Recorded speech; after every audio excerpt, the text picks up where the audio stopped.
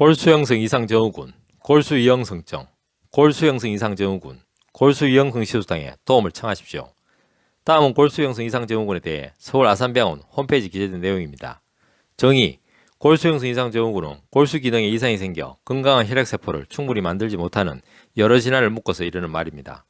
골수 안에는 조혈물세포가 있으며 이 세포는 여러 단계를 거쳐 혈액세포, 백혈구, 적혈구, 혈소판으로 성장 분화합니다. 골수 형성 이상 증후군이 발병하면 조혈물세포의 형태가 이상해지고 기능을 제대로 하지 못하게 됩니다. 그 결과 혈액세포가 제대로 성숙하지 못해 말초혈액에 혈액세포가 부족해집니다.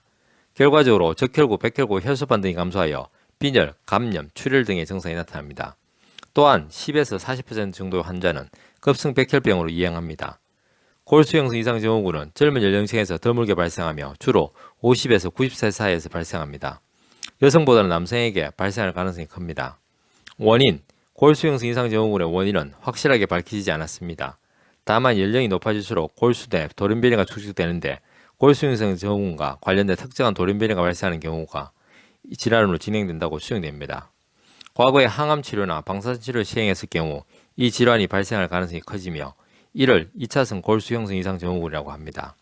특정 유전 질환이나 재생불량 빈혈에서 이완되는 경우도 있습니다.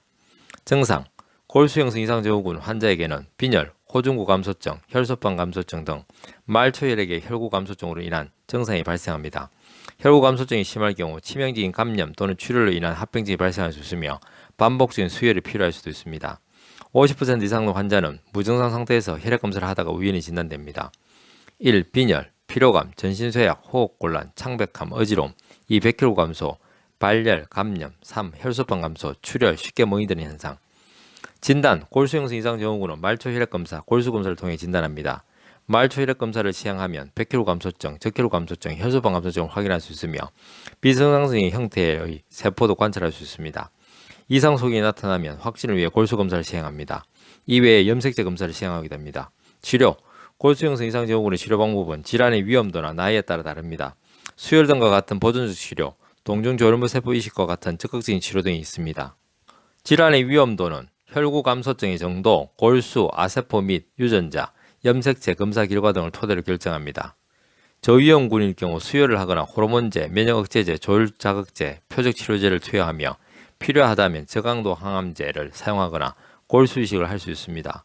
고위험군일 경우 동종 조혈물세포 이식만이 완치가 가능한 유일한 치료법입니다. 경과: 골수 형성 이상 증후군은 환자마다 병의 진행 속도가 매우 다릅니다. 병의 예후, 즉 병의 경과를 예측하려는 목적으로 개발된 분류법인 IPSS 국제 예후 점수 시스템에 가장 널리 사용되고 있습니다.